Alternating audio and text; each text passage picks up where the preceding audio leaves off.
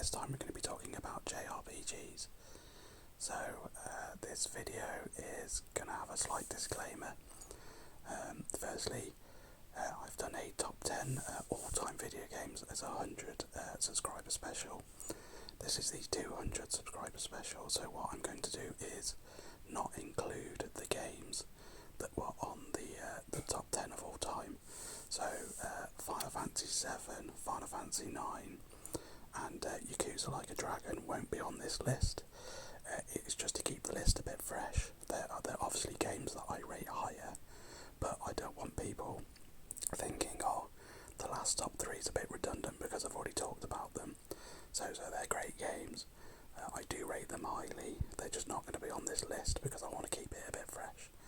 So without further ado, let's get on to the top 10. Number 10. Jade Cocoon.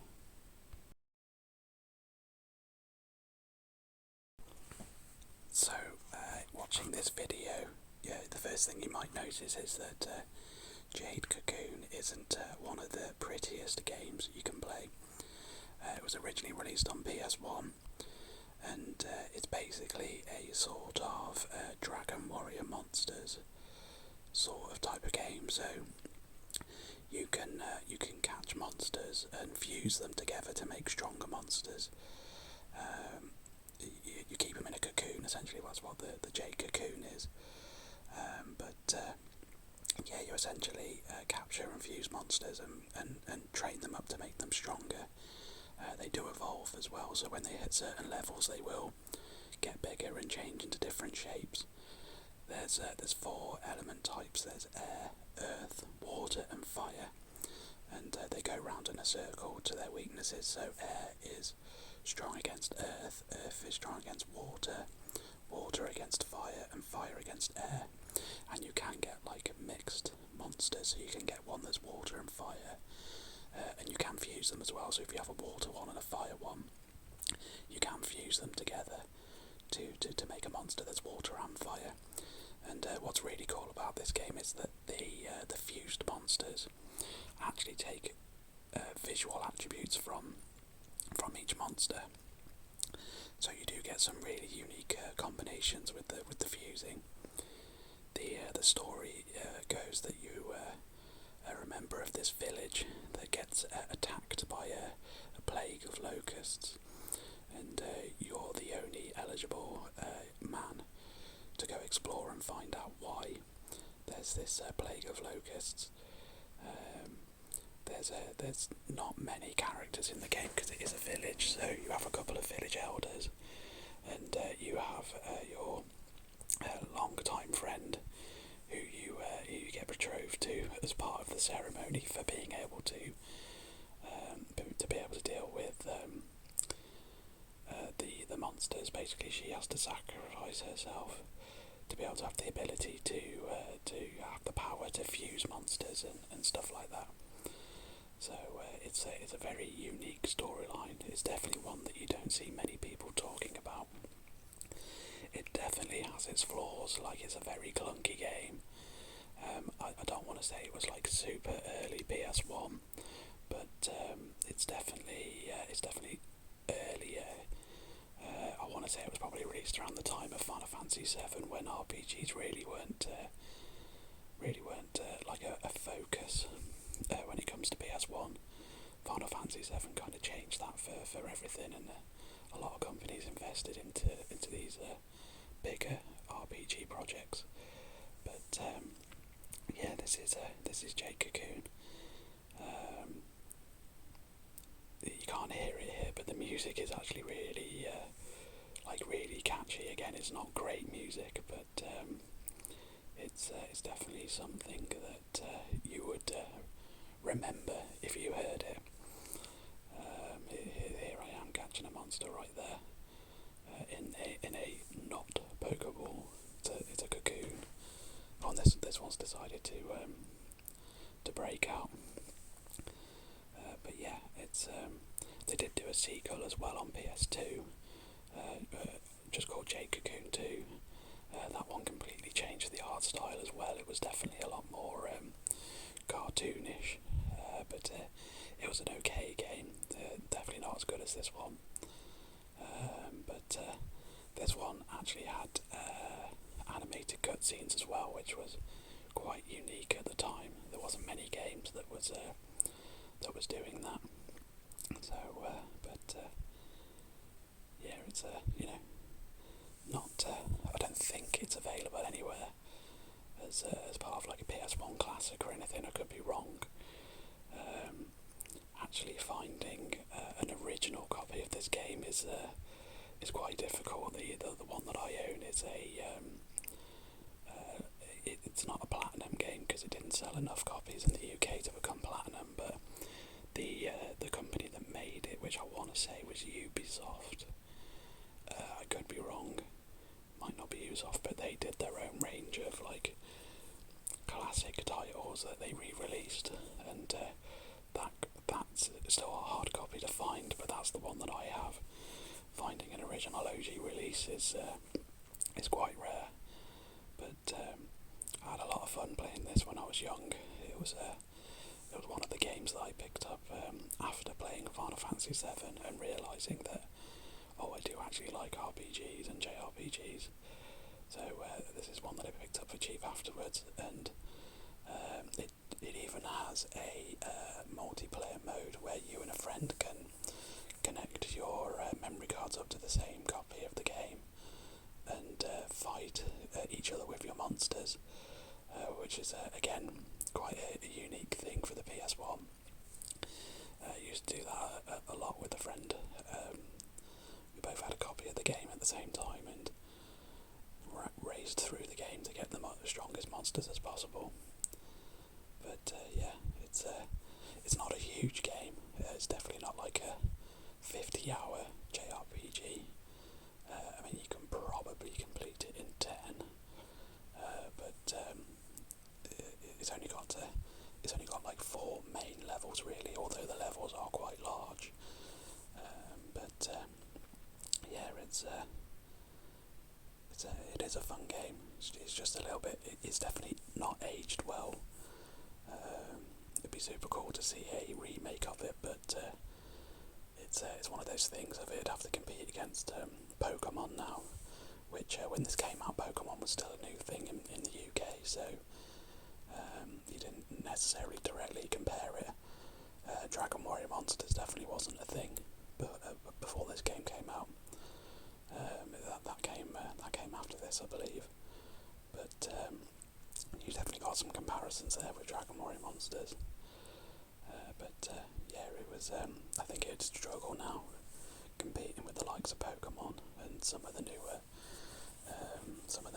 Pokemon-esque style RPGs. But yeah, it is a fun game. I should probably go back and play it a bit, because I've still got my copy. But yeah, Jake Cocoon, a good knockoff monster catching game on the PS1. Number 9. Lost Odyssey. So, Lost Odyssey was a Xbox 360 JRPG. It's done by Mr. Walker Studios, which is run by some of the legendary team members from the old school Final Fantasy days.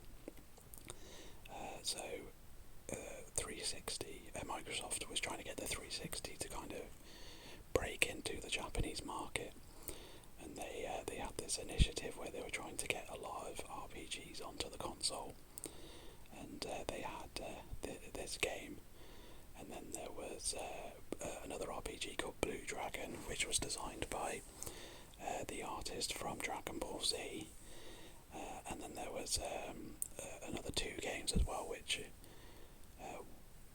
the names are eluding me now, but Infinite Undiscovery was another one. But yeah, they made a heavy push to get some Japanese studios to make RPGs for the console, and it actually turned out pretty well, because all 4 of the games that they got to come onto the console exclusively are all fairly decent in their own right. This is probably arguably what the better one. This, as you can tell from the graphics, it's very high-end graphics. Tries to be realistic in its art style, or as realistic as possible as you can be with a fantasy game. It's a very action-orientated, turn-based RPG. So as you can see there, when they go to attack, they have like this ring system that if you hit a button at the right time, it triggers a more powerful attack, much like Squall's Gunblade in Final Fantasy VIII. But it also works when you're being attacked as well. You'll get some cues to be able to defend yourself a little bit better against incoming attack. And in the later stages of the game, it actually becomes quite important to be able to react to those to get the advantage in battle. So the storyline is a bit of a weird one here. Some of the characters in your party actually come from a different universe where they age differently. So when they accidentally fall into this universe, they realise that they are almost like demigods in a way. They're semi-immortal, and it turns out that they can use this power to their advantage. And a lot of kingdoms use them to help them in their wars and stuff like that. I mean, the actual opening scene of the game, not to give spoilers away or anything, but it is the opening scene. Is you play you play the main character, and he is in the middle of a war, and you do some fights in that war in the traditional turn-based style, and then they actually use a weapon of mass destruction to basically take everyone out on the battlefield, but you're the only one that survives. And they knew that, so they knew that you'd still survive, so you can fight for them in another war. But it's a very classic turn-based JRPG. You're not going to get anything extremely new out of it. There's no like new unique ideas here or anything. But that's probably what Microsoft wanted from the game. To be fair, they just wanted a game that JRPG lovers could sink their teeth into. So it's a good game. It's definitely one of the longer games as well. It does take it's easily a 30-hour plus game. But the graphics were really good at the time. I mean, you didn't see many JRPGs with graphics like this.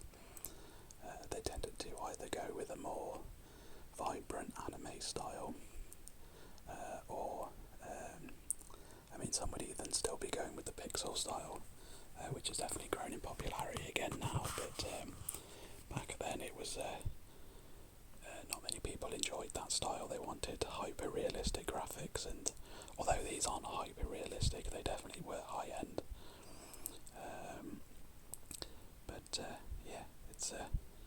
It's a fun JRPG. The characters are really good. They're well written. They interact with each other well.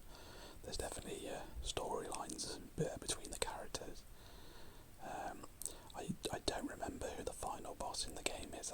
That's quite bad, considering I'm recommending it as one of my favourites. It's one of those games that I played when it first came out, and then I've not played since. But I do remember absolutely loving it. I went for the although Xbox doesn't have platinums, I went for the pseudo platinum. I went to get every trophy in the game, and I did, which wasn't an easy feat at all. So, although it's not as hard as like Final Fantasy X or anything like that, but yeah, I definitely had fun playing a lot of hours into this game. Number 8. Wild Arms. You might start to notice a pattern as you get further into this video, but there's going to be a lot of PS1 RPGs on this list. The PS1 is definitely my nostalgia era when it comes to video games, and thanks to the likes of Final Fantasy VII, there ended up being a lot of RPGs on the system. So being a PS1 fan and an RPG fan, it kind of just worked really well together. So yeah, apologies if there's not going to be anything new on this list for you, but it is just a top 10 list of my favourite games. This is Wild Arms, which is slightly unique in the fact that it's a RPG set in sort of a Western theme. Now, when we say Western, it's definitely got a bit of sci-fi thrown in as well, but technology-wise, it is a lot of like trains and guns and riding about on horseback. But then it does develop into a lot more technological based as well. So, but yeah, again, you're probably looking at this and thinking the graphics aren't super great, which they're not. They definitely haven't aged as well as a pixel game would. But the overworld graphics are definitely more pixelated, so those don't look as bad. But one thing I do like about this game is the menu UI for the battles. So rather than having a list of abilities or anything along those lines, you can see that you have that cross section.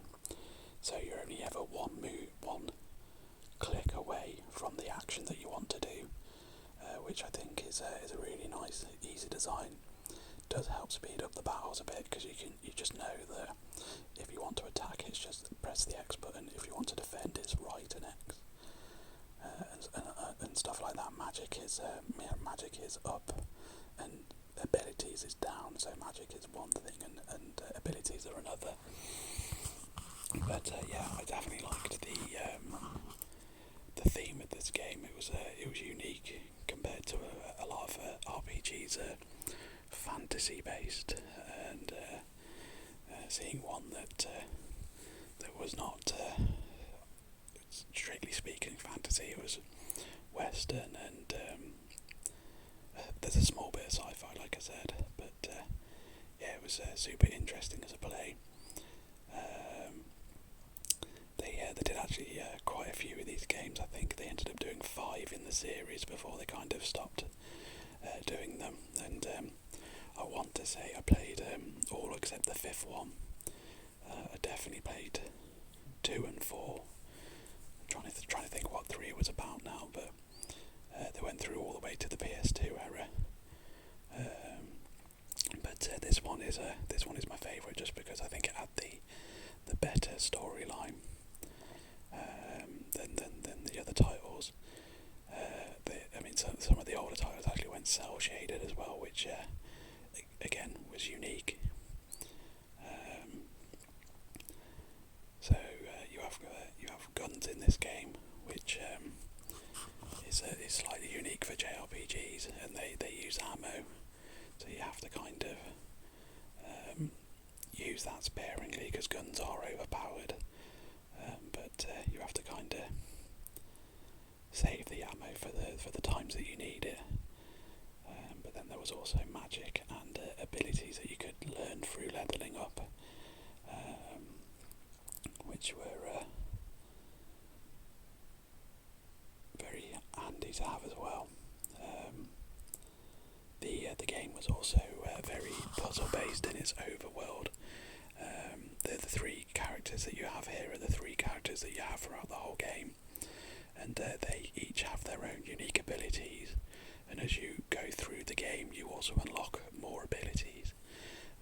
Like for instance, the Jack has like a pet mouse that he can use to get to objects that are far away or hidden behind bars or stuff like that. And a lot of the dungeon design is based around these puzzles as well. So you do have to, while you're exploring, think about what you need to do to open doors and get to chests that you can't reach normally, and stuff like that. So, but it's definitely helped break up the combat aspect of it as well, because the random encounter rate for this game was quite high, if I remember rightly. So having those puzzles in between definitely helped break up the game a bit.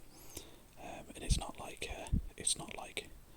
I mean, I really dislike Final Fantasy X because the puzzle elements that they try and throw into the game are very weak. I almost think there's no point to them. But in this game is definitely not the case. It's there's a lot of I think each character has 4 unique abilities that they can do in the overworld that helps them unlock new areas or get to places they couldn't normally get to. And that definitely forms a big part of the game. You can see here I've just defeated one of the bosses, but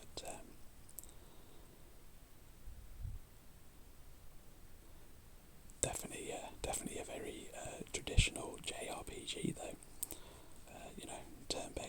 Turn-based fighting and dungeons and overworlds. Lots of items to use.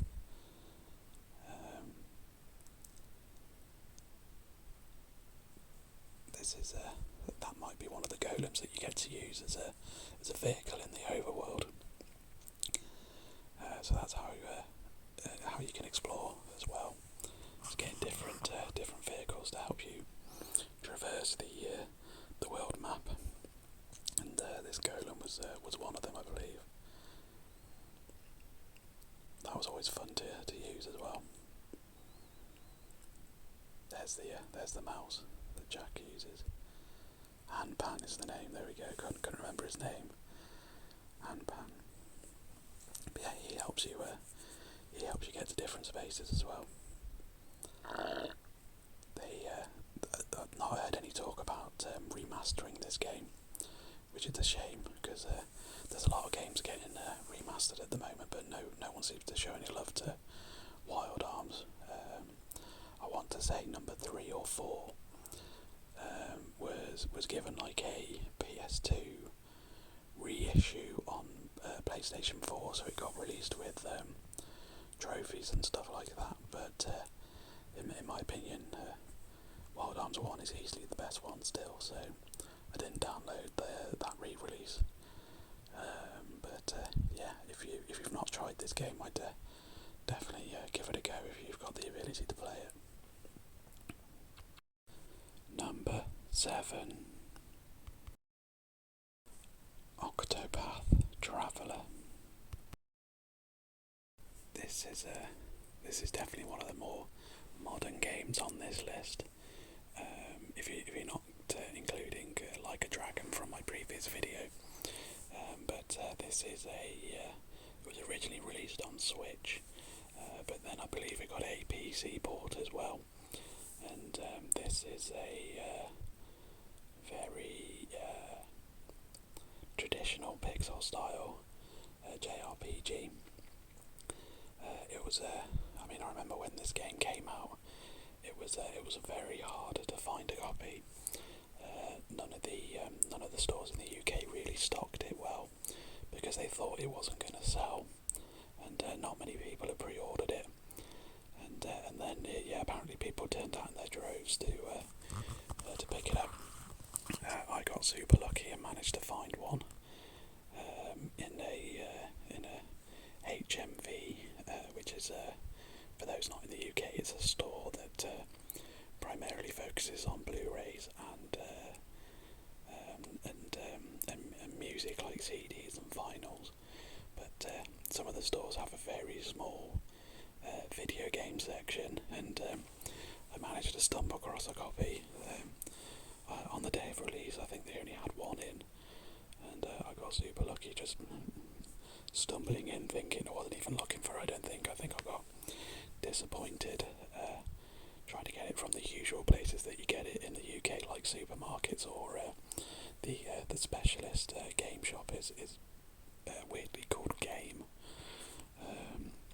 But yeah, all of those places kind of sold out super quick. So, and the weird thing was as well, I think I got it cheaper than RRP and HMV as well. They were selling it cheaper than what every other place was selling it for. So super lucky there, I think. But this is easily my favourite Switch game. I know a lot of people would say Breath of the Wild or now Tears of the Kingdom, but yeah, this I sunk a lot of hours into this game. The Switch is for me is the perfect console to play JRPGs on.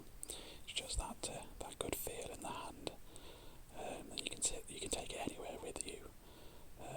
I'm currently playing Octopath Traveler 2 at work, so yeah, I couldn't. Even though I think Octopath Traveler 2 is going to end up being the better game, I couldn't consciously put it on this list without finishing it first, because it might just flop at the end. But I still put a lot of hours into this game.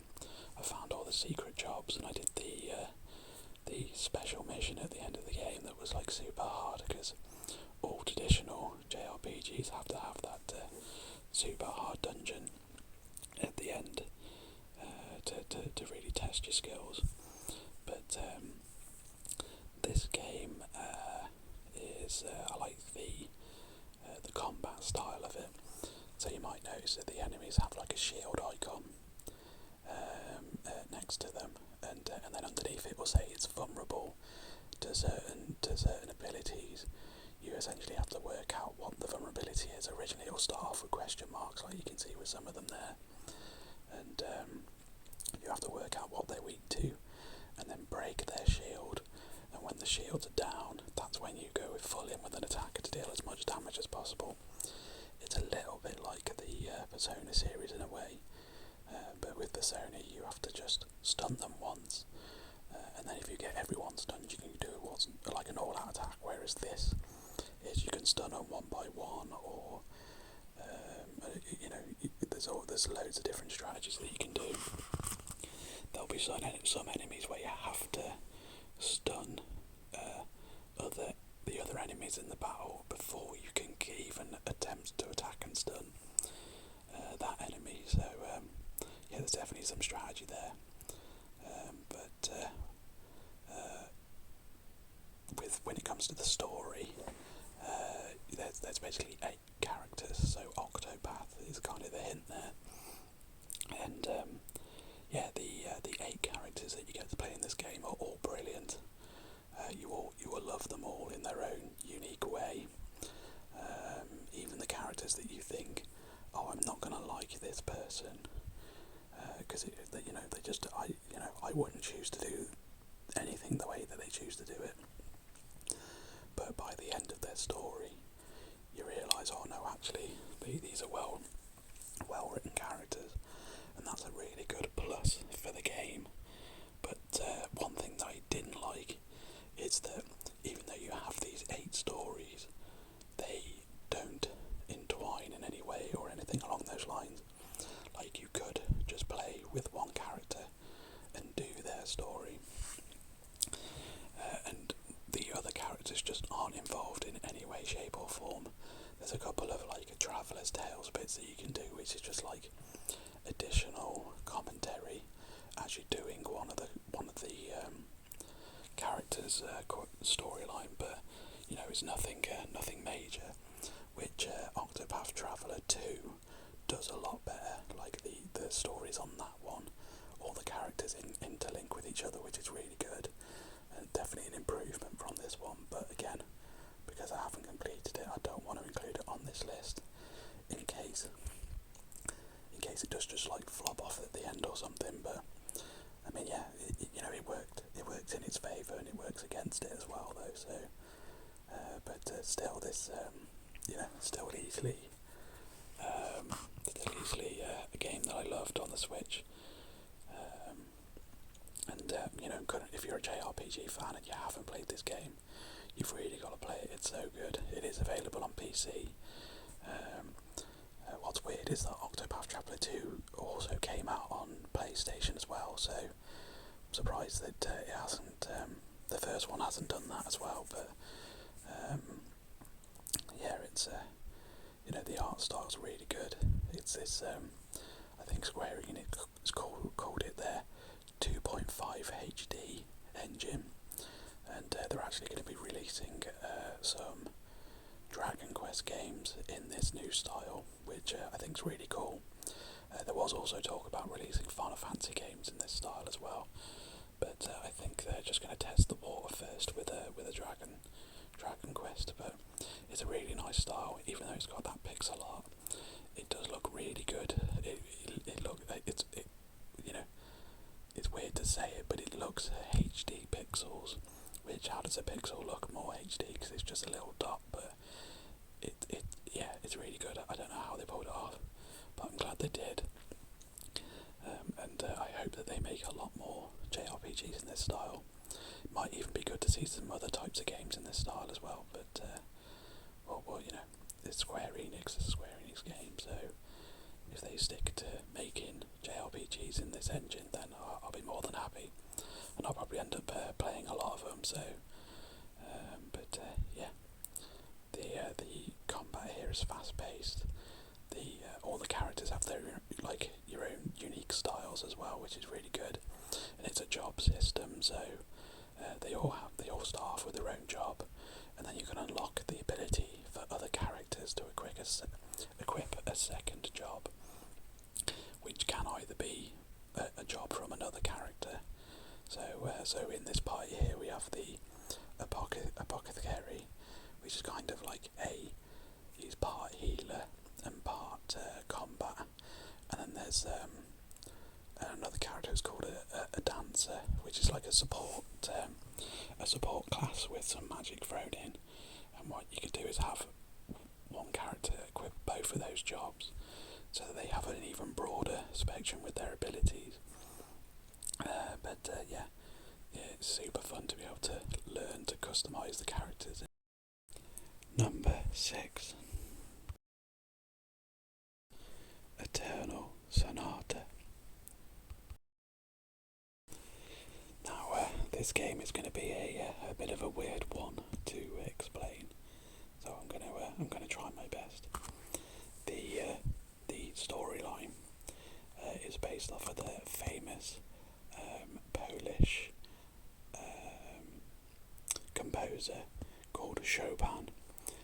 So Chopin was a Polish composer that died of tuberculosis. He was in a coma for a while before he died, and this game is based on the dreams that Chopin had while in a coma. Now, that sounds like a really strange idea, and it is, but the reason why I love this JRPG is that they take that idea and really run with it, and it turns out actually being quite a good idea. So it's there's even a really good twist at the end that I don't want to spoil in case you do end up playing this game. But it's one of those ideas that on paper you just read it and go, what? But actually, when you start to play it and unravel the story more, it's a really cool, unique idea. Chopin is, like I said, he's a composer. He's done some very famous songs like Raindrops. If you don't know Raindrops, if you ever watched the Halo 3 diorama advert where it's got all of the battle scenes being played out in a diorama, the song that they play in that advert is Raindrops by Chopin, which weirdly sort of came out roughly the same time as this game did. but yeah, all of the music in the game is sort of based off of Chopin's stuff that he's composed, and a lot of the themes as well are based off of songs that he composed as well in the game. So it's a very unique game. I mean, you don't see many JRPGs that are essentially set in the real world, as in our real world. Although it does take place in the head of a Polish composer, but yeah, it's an interesting premise for sure. Another thing that I love about this game is that it's very colourful. What you're seeing here at the moment is gameplay that takes place in a sewer of a village or a town, and just look how colourful it is. It's all of the level designs are very vibrant. Yeah, all very colourful, and they definitely stand out. And there's another reason why I love this game is that there's no real like dark grittiness to it. It's just all this like it's almost an assault of colour whenever you look at something. So, but yeah, it does go for this very like cutesy style to its enemy design and character design as well. So it's like, sometimes it's nice just to play something that isn't so grim or dark. So it's I've included it on this list of JRPGs that I love, but it's arguably I mean, it is a turn-based JRPG, but it does have a very action-orientated combat system. As you can see down here, you have to sort of like mash attack, and there's different abilities that you can use while doing combos with your attack as well. You move the character about the battlefield as well as you do these abilities, and you essentially you can see on the left there was a time limit for your turn. You just basically have to try and do as much as you can in that time limit to effectively do more damage in combat. So you can take turns where you've just got to strategically move your character as well to avoid certain things. I remember there's one level where there's clouds in the sky and they move across the battlefield, and enemies would change their elemental type and other factors depending on whether they were under cloud cover or not. So you had to try and move your characters about to position the enemy into the areas that you wanted them to be, to make it either more effective or your attacks more effective against them, or their attacks less effective against you. But I thought that was another cool, unique design that you don't see very often in JRPGs. But yeah, it's a super fun game. I'd love to be able to talk about the story, but unfortunately there is a lot of spoilers, and I don't want to ruin it, because again, this is another one that people may not have heard of as much compared to some of the RPGs on this list. So if you want to try a unique one, definitely try this. It was originally released on the Xbox 360, but I believe they did do a sort of remaster for the PS3 as well eventually. But I definitely played it on the 360, and because again, it was another one of those games that was forced onto it a bit to help try and sell copies, to help try and sell machines in Japan. But yeah, I really loved it. It's all music based as well, so like all the names in the game are based off of like music terms or instruments or anything along those lines. So it's definitely an interesting game. I mean, I think the storyline here is that you're trying to stop a rat from eating the town's bread, which makes a difference from being two kids in charge of saving the world. Number 5. Persona 5. No pun intended. So this is another one of the more modern games on this list. Persona 5 was originally released on PS4, and then I believe they did a Redux version of it that was released on PS4 and PS5 called Persona 5 Royale, I believe. I have not played the Royale version because this game is huge. It's easily a game that you can put 100 plus hours into, if not more. My playthrough, I did a lot of the side stuff, but I didn't do it all at all. And I know if I did, I could have easily put another 100 hours in. But this is a turn-based JRPG with sort of like a life sim attached to it as well. It's not a very it can be considered a deeper life sim, but it's not at the same time. But you essentially play this high school teenager who uncovers that he's got a unique ability that he can take control of personas, which are like demons and stuff, and he can use them to aid him in battle. And the quest of the game is that you and other friends realise you have these abilities, and you can use them to defeat adults that have been overtaken by their persona and who are doing bad things in the real world. So, like the first sort of boss is a teacher that's he's sort of misogynistic, and he's taking advantage of schoolgirls, shall we say. So you have to basically defeat him to help him realise the errors of his ways, and to turn himself into the police. And the group of people that you do this with are called the Phantom Thieves.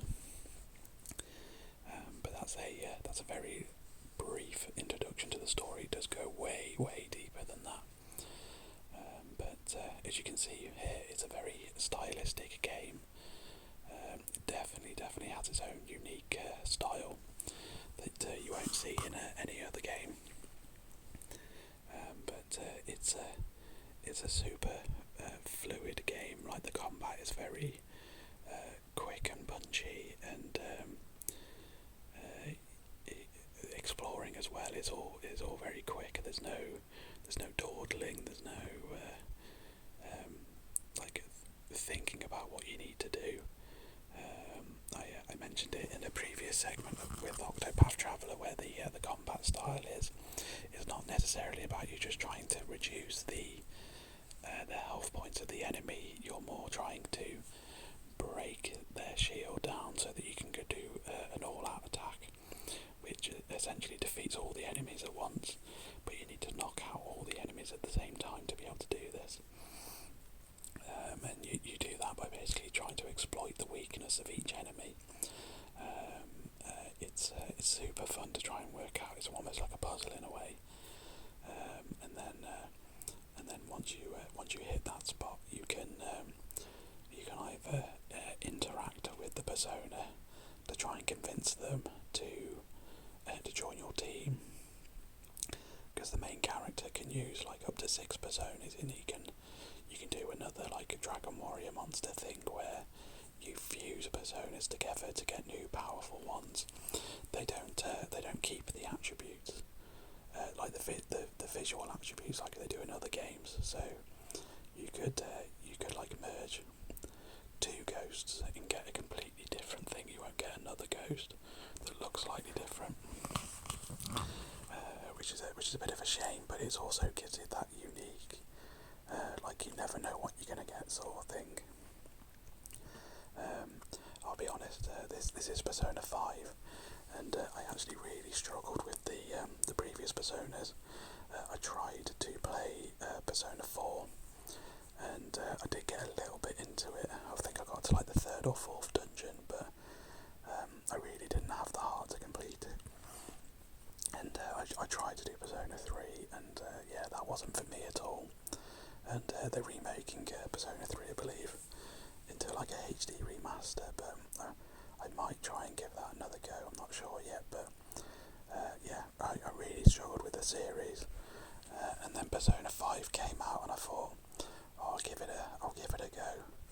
See what I think. It was getting a lot of high-end reviews, like a lot of 9 out of 10s, 10 out of 10s, and then for some reason this one just sort of clicked, and I absolutely fell in love with it.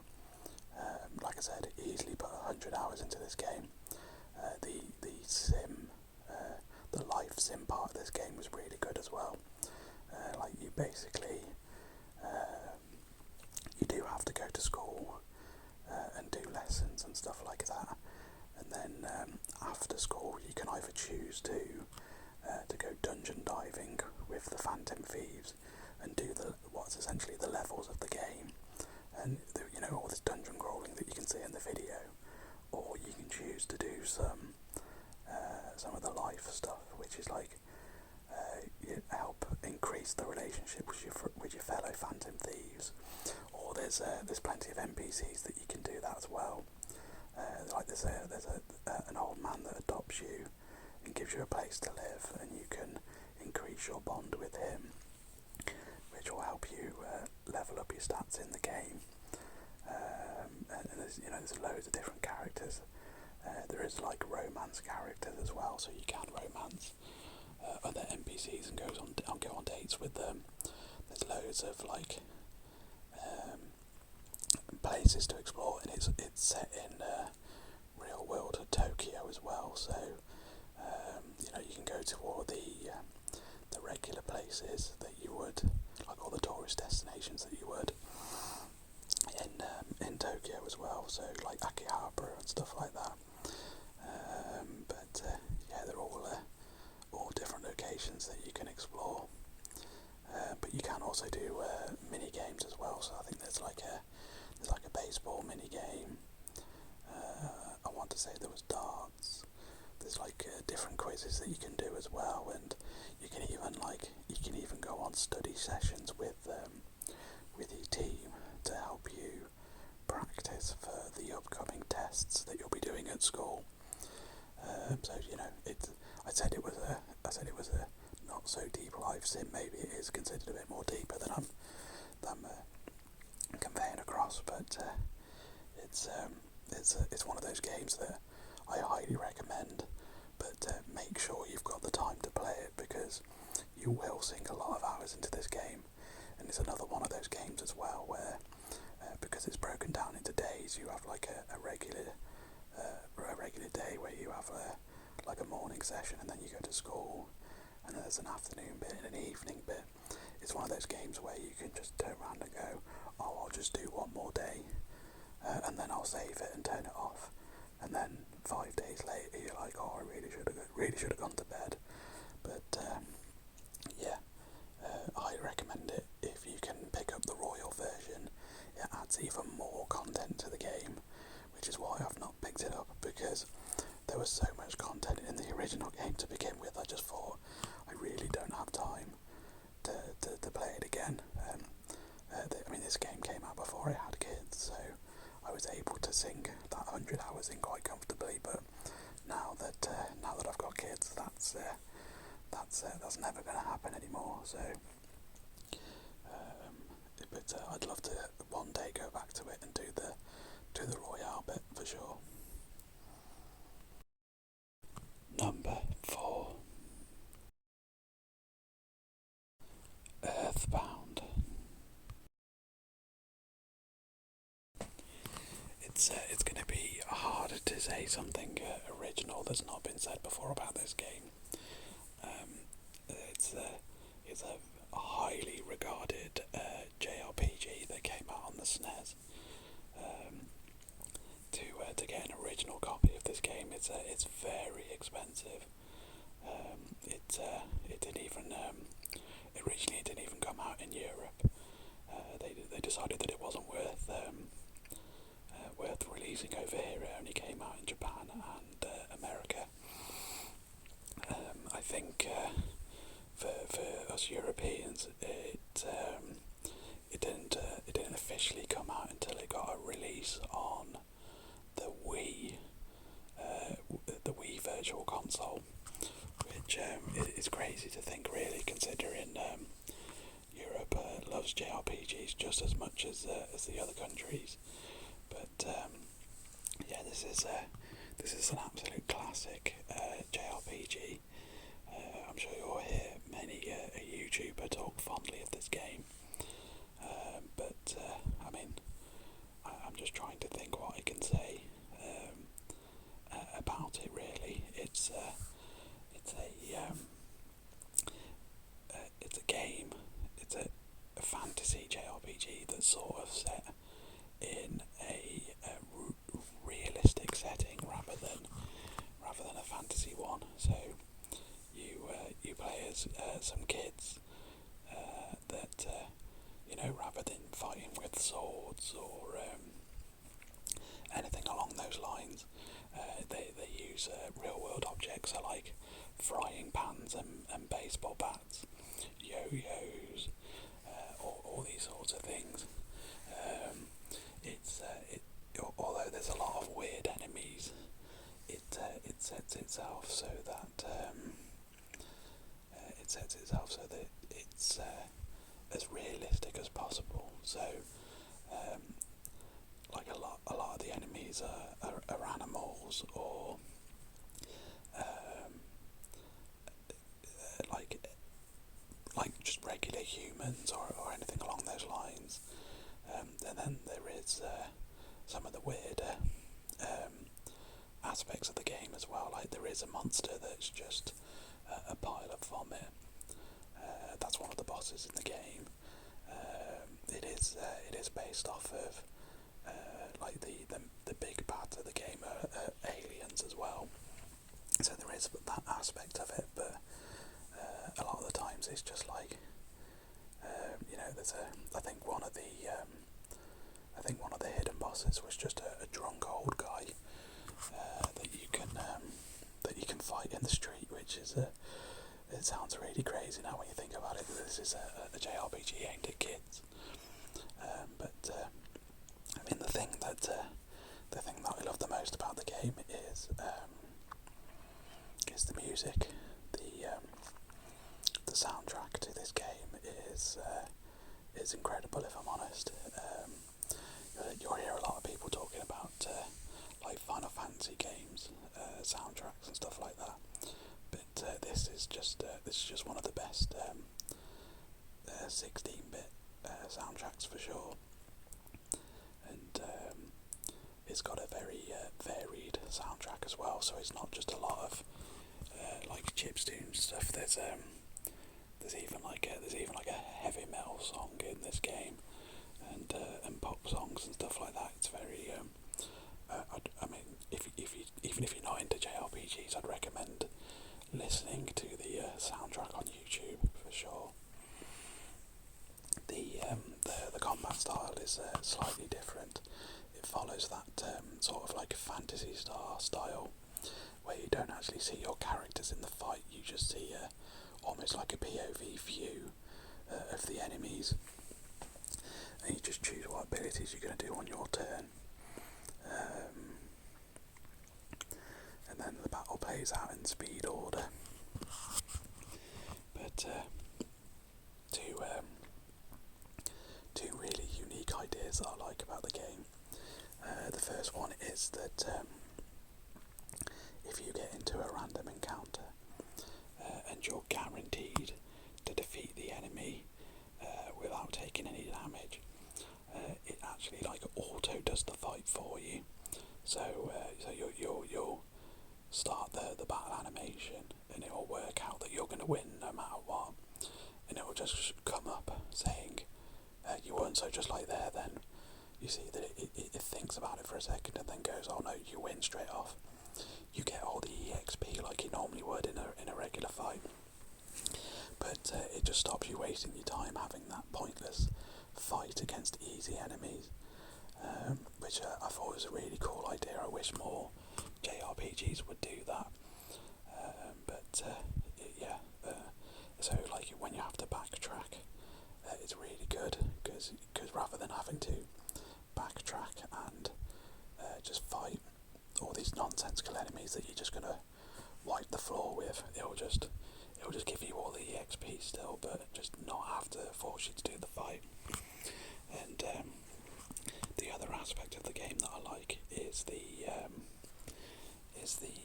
so the health bars and the PP. PP is like MP in this game. I think they just want to make a PP joke, if I'm honest.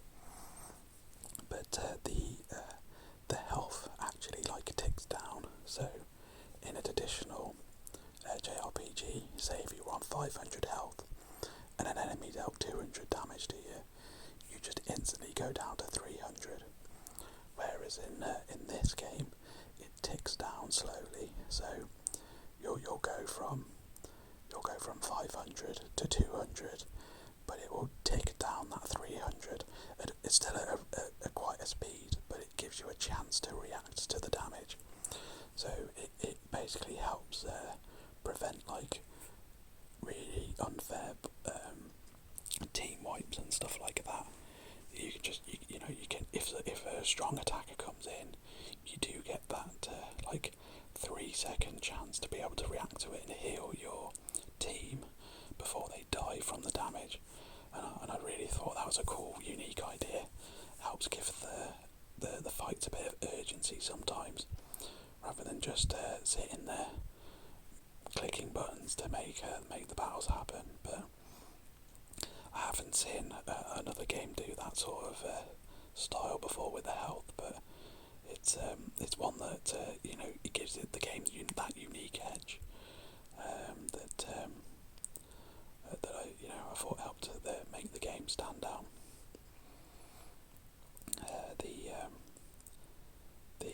The graphics are very cartoonish as well in their pixel style. So there's a lot of comedy to be had with some of the enemy designs and the character designs as well, and story. So it's one of those games that it's a bit of a breath of fresh air in its genre. A lot of people have played JRPGs and they know what a typical JRPG can be, but this is definitely not one of those typical ones, and it just helps refresh your interest in the genre sometimes as well. Just being that bit different. Number 3, Suikoden 2. I'm sure this series needs no introduction for JRPG fans. It was very difficult for me to choose between Suikoden 1 and number 2, but I decided to go with 2 eventually for a couple of reasons. Which we'll go through in a bit. Suikoden is a very interesting JRPG series, wherein it's a JRPG that has a roster of 108 different playable characters, and when I say playable, I mean they can all be in your they can't all be in your party at the same time, but you can swap and change them, so you can use all 108 characters at some point in the game to be in your party. They all have there are some what we would say repeats, so you might get 2 characters that are archers that are quite similar, but they do try their best to make them all unique in their own way. In Suikoden 1, there was one of the characters was a painter that would use a paintbrush as their weapon. He was always one that stood out to me. There are certain characters as well, so as you can see here in the fight, you can have up to 6 people in your team, and there were characters that would take up like 2 slots of the team. So like one would be a centaur that because he had a horse body, he would have to take up 2 slots, which again gave you that sort of strategy. But I went with Suikoden 2 for 2 main reasons. reasons really. One, I prefer the characters in this game over one. One, again, it's not to disrespect one at all. The characters in that game are really good, but I just find the overall character design in this was a lot more unique. There was a lot more like a bond between the 108 characters, whereas some of the characters in the first game were just a bit redundant. Really, they didn't necessarily have to be there. They were just a character that you could use.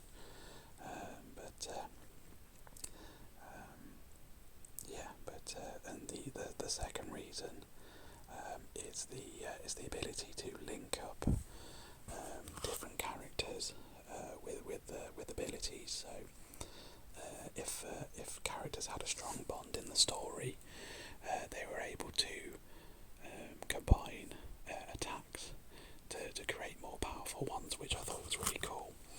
And what was fun was to try and find those characters that had those links.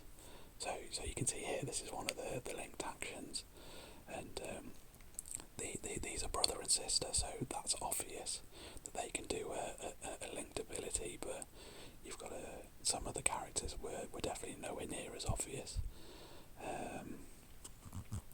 But yeah, it's another thing that I like about this JRPG series in general is the combat was very fluid. So, as an example of that, if you had characters that were just doing regular attacks, if you had, because it's all done on speed again, so the character with a high speed would attack first. But if you had two characters that were attacking one after the other, they would actually do their attacks at the same time, which I thought was a really cool way to speed up the combat. So rather than having to wait for each character to do their attack, they would just trigger at the same time, and that can go up to for all 6 characters. So if all 6 of your characters are going to go at the same time, they can all attack at the same time, which I just thought was really cool. To help speed along the battle. I was hoping it would kind of show you in the video that I recorded, but it didn't do it then for some reason. Sometimes it could be that because this is considered a bit of a boss fight, so it might not do it. Yeah, it's again, it's one of those very traditional JRPGs. Where it's all turn-based, and you equip items and armour. The magic in this system was done by runes, so you could get a character to equip a rune, so like a wind rune, for instance, and that would enable them to use wind magic, and they could level up with that rune to be able to unlock more powerful wind magic. And then there was like different wind runes that you could get as well. So there's like a basic one at the start. It did it. Then you could see that one of the enemies, one of your characters attacked while the other healed at the same time. I wish I'd have called that a bit sooner to point it out more, but yeah. But then the runes could there was different levels of rune as well, so they would unlock different abilities depending on the level of rune. Yeah, there's nothing like super original about this style of combat. But what made Suikoden stand out more as well is that there's 3 different styles of combat fights that you can have. So the one that you see here is the traditional JRPG, and that's the main sort of combat. There's lots of combat that goes on like this, but you can have one-on-one sword fights that kind of play out like a bit like rock, paper, scissors, but it's a little bit more in depth than that. But sword fights, which are really cool as well. And then because it's set in a period where there's a lot of war as well, you can actually have like war skirmishes as well as a fight. So that would be like armies versus armies, and your characters would be used to head different battalions, and their unique abilities would help them do certain things in the fight. So there was some characters that could be spies who would be able to infiltrate the opposing army and learn weaknesses and stuff like that before you take your turn. So you can use that knowledge to help you gain an advantage in battle. There was some that rallied the troops so that they could do a full-out attack, which if you'd weakened the enemy down, that would just help you storm over them. Again, it was another unique sort of gameplay style that you don't really see in any other JRPG, which helped it stand out. But the second one is a lot larger than the first one as well. So they do follow on from each other as well. So the first three Suikoden games are all actually they all follow on from the first one. So two is a sequel to 1, and 3 is a sequel to 2. There are some characters that show up in all of the games as well. So that's another quite unique thing. Most JRPGs don't have direct sequels. I mean, there's a couple of examples I can think of, like Final Fantasy 10 and 13. They had direct sequels, but this was way back when Final Fantasy definitely wasn't doing it then, and the other game series weren't doing it either. So it was quite unique, and you could take your save progress over from the games as well. So when you finished Suikoden 1, you could do the end game save, and then when you load up Suikoden 2, it can use that save to transfer over the decisions that you made. So that it gave the second story a bit more of its own uniqueness as well, because it was the ramifications of the options that you chose from the first game, which was kind of cool. These games were made by Konami, which they were quite a good studio in using the memory card to its fullest. So they always had games that would link up with other games depending on the data that you had stored on your memory card. So that was kind of cool. But yeah, you'll probably see this game on a lot of top 10 lists. It is an absolute classic JRPG. Highly recommend it. If you've not played it, I would definitely give it a go. Number 2, Skies of Arcadia. So we're starting to get onto some classic JRPGs now. This is Skies of Arcadia. It was originally released on the Dreamcast, and then it got a port to the GameCube, and it was the GameCube version that I played when I was younger.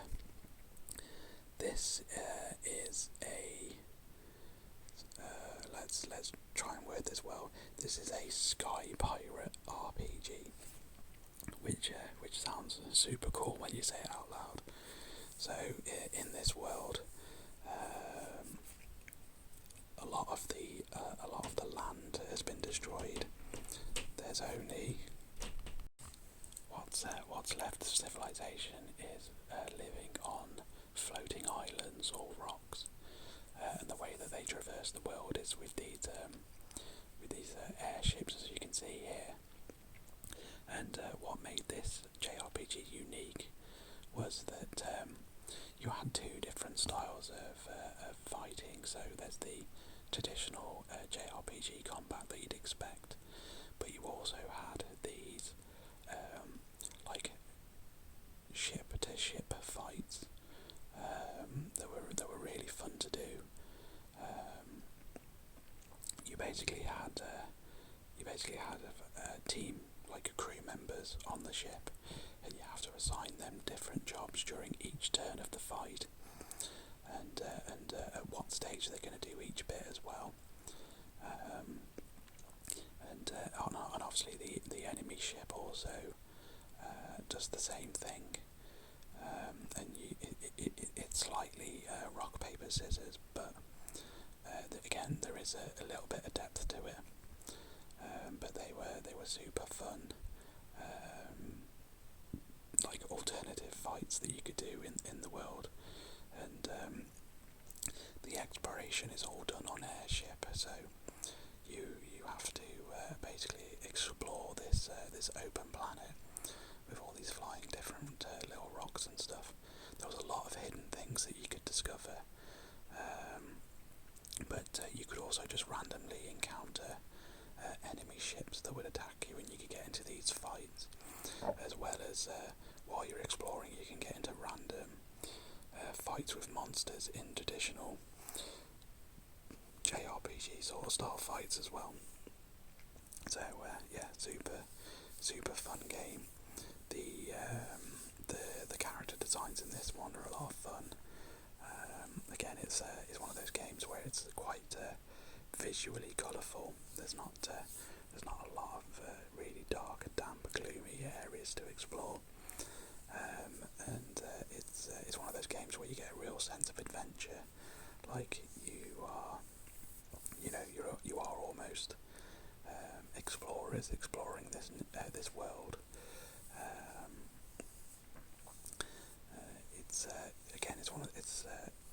The graphics aren't super clean. It's definitely aged slightly, but the Dreamcast remake helped increase those graphics a little bit. They are talking about remaking this game. It was made by Sega.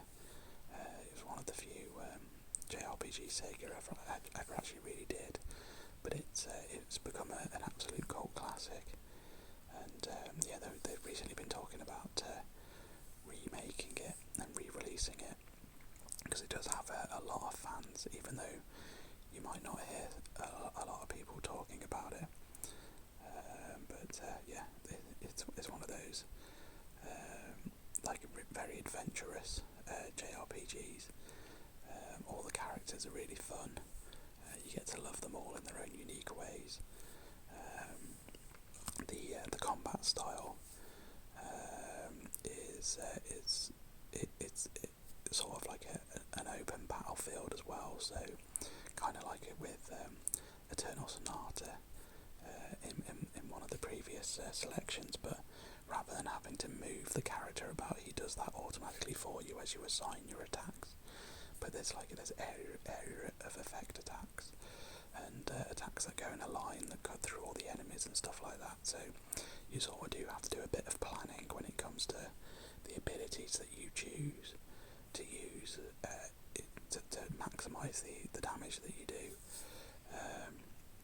But yeah, it's a really fun JRPG. It's one of the lengthier ones as well, if I remember rightly. But that could just be because you do spend a lot of time just exploring this unique world. As you can see here, it's definitely looks different to what you'd expect most JRPGs to look like when it comes in its exploration.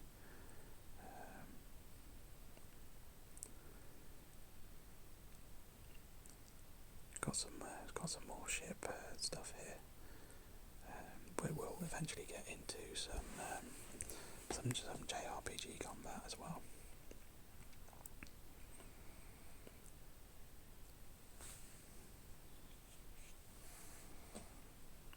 It's one of those games as well where you slowly build up your own army. You do have like a HQ that you can slowly recruit people to help improve your ship and to help your base run smoother. But again, that's a little bit further into the game. It is another JRPG where it's set in a time where there are wars going on. There's a dictator army that is going about and trying to occupy as much of the world as possible. But they have their own merits for doing that. There's some civilizations in this game that still haven't been explored fully. So that's why you do get this like huge sense of adventure.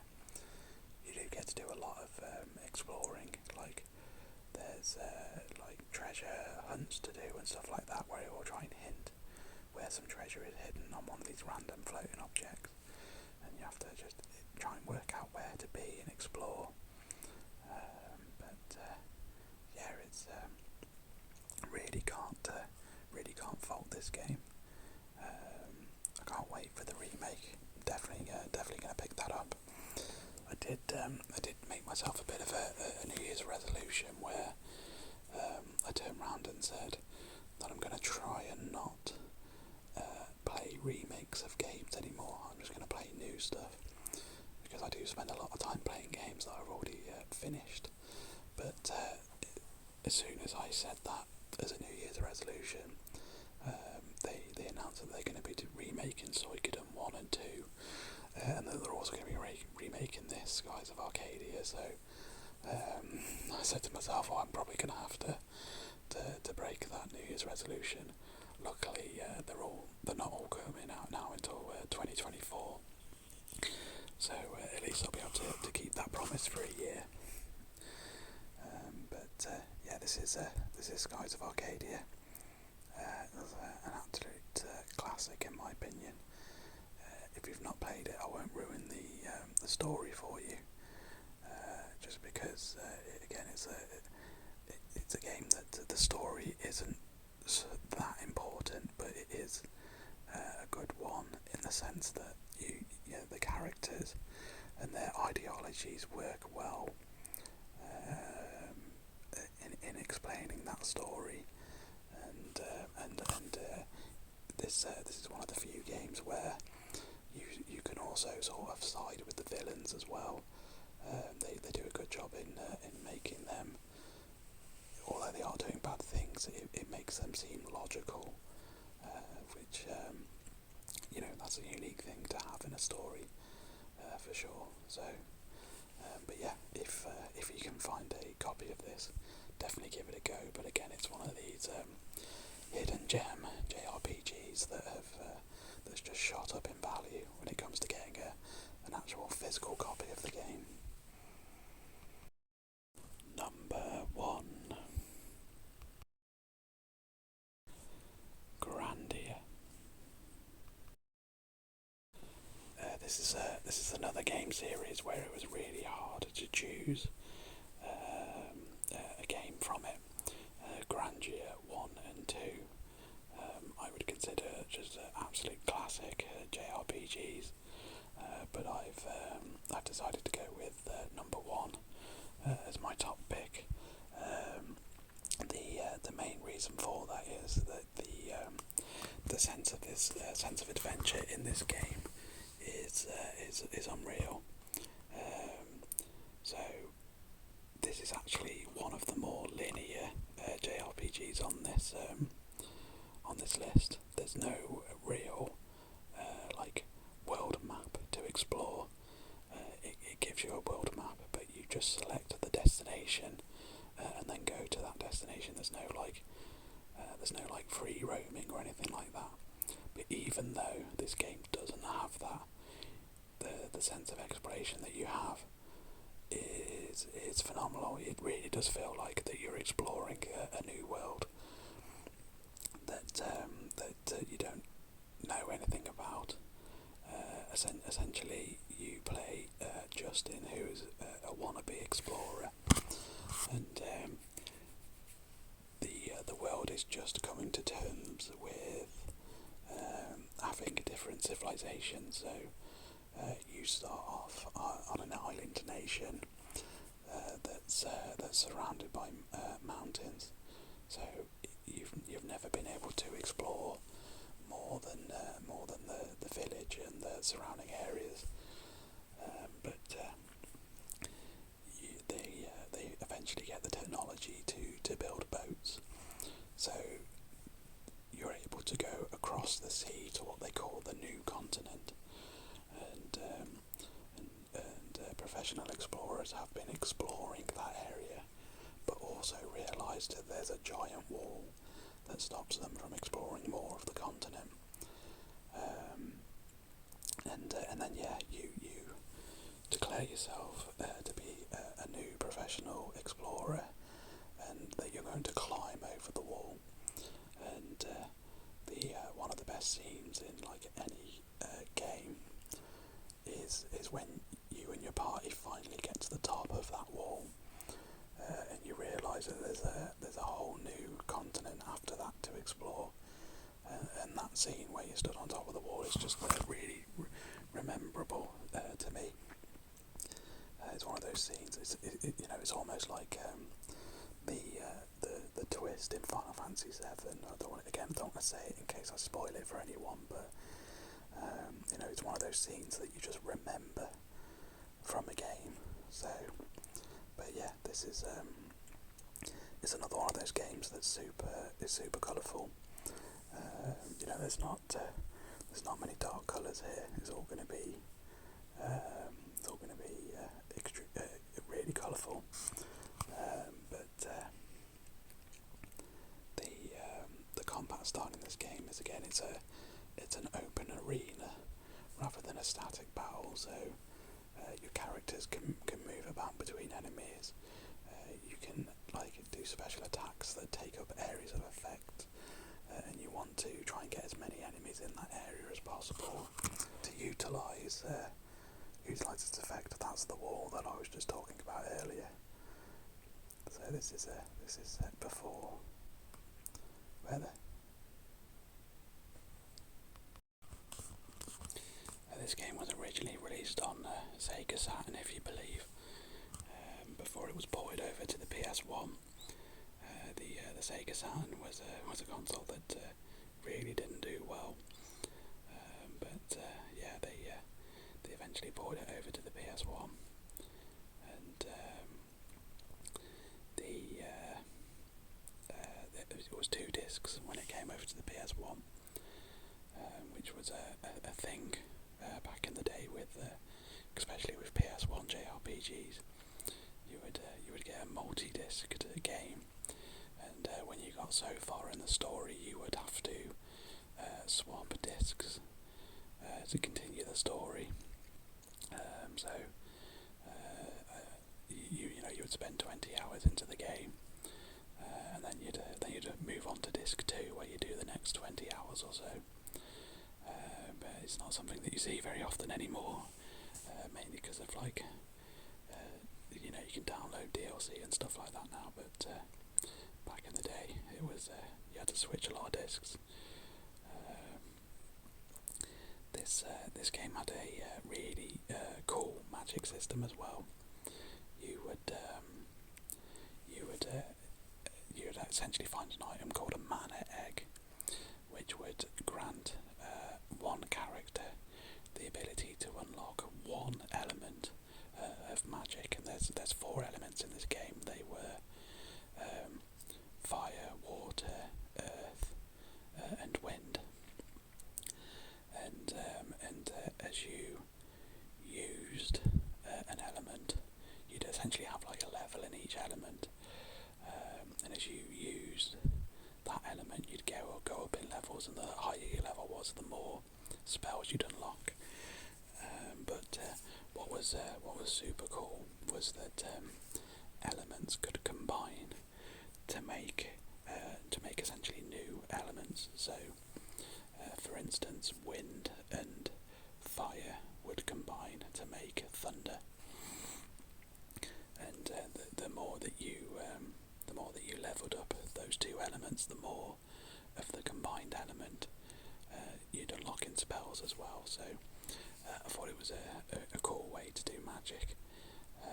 It meant because it was this item that you could never buy it. You'd always just discover it or something like that.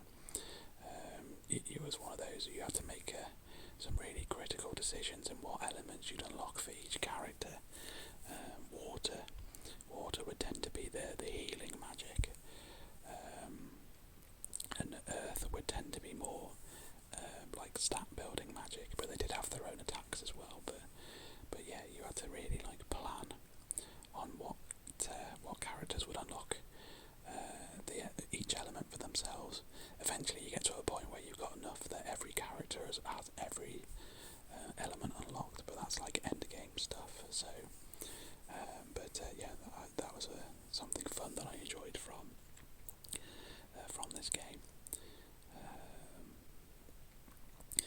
As I mentioned before, this it could have quite easily have chosen Grandeur 2 in this slot as well, but these Grandeur 1 and 2 were recently re-released on the Switch. They didn't remaster it as such. They just gave it a little tune up.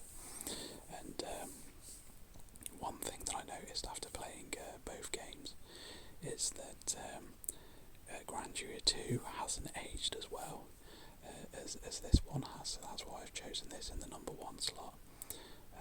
Grandeur 2 was it used 3D polygons, and they're not bad by any sense of the imagination. It still looks like a crisp game, but the engine that it uses maybe couldn't handle those graphics as much, and you do notice like a slowdown and things like that. And when you're playing it on a super modern HD TV, those polygons do start to look a bit wobbly, whereas this pixel art that you can see here, if anything, the HD technology actually makes it look a little bit better. But again, the combat style here is that open arena style where you can choose to get, you can like help to get the enemies into a huddle to deal more damage with area of effects and stuff like that. But another thing that I like as well is the active time bar, which you might have seen in the bottom right hand corner. So essentially you can see each character moving along that bar, and when they get to a certain point on it, that's when they can choose to do an action. So you can choose to attack or cast a spell or or whatever, and then they have a little period of the bar where they're charging up that move. So there's a mana egg that I mentioned earlier. So for instance, like if you were to just do a basic attack, you would fly through that act stage and actually just do the sword attack. But if you were casting magic or doing an ability, you might have to charge a little bit during that act phase. And what you can do is be very strategic with the enemies, and while they're in that act phase and charging their attack, you can do what's known as a critical hit, and that would actually send them flying back down the active time bar. So in a sense, you can also almost like cancel out their moves. Now the enemy can do the same to you as well, but it added that little strategic element to the combat that made it stay a lot more interesting, and it helps you think about what you're doing more as well. I've been Foamy ASMR. I want to thank you for watching this video. As I mentioned at the start, this is a special video for me getting to 200 subscribers, which I'm over the moon about. I really can't believe that there's 200 people on this earth that want to consistently listen to me whisper and ramble on videos. But I want to say a big thank you to all of them. I hope you enjoyed this video. If you did, please like and subscribe. Really helps the channel grow, and I'll see you in the next video. Maybe leave a comment below.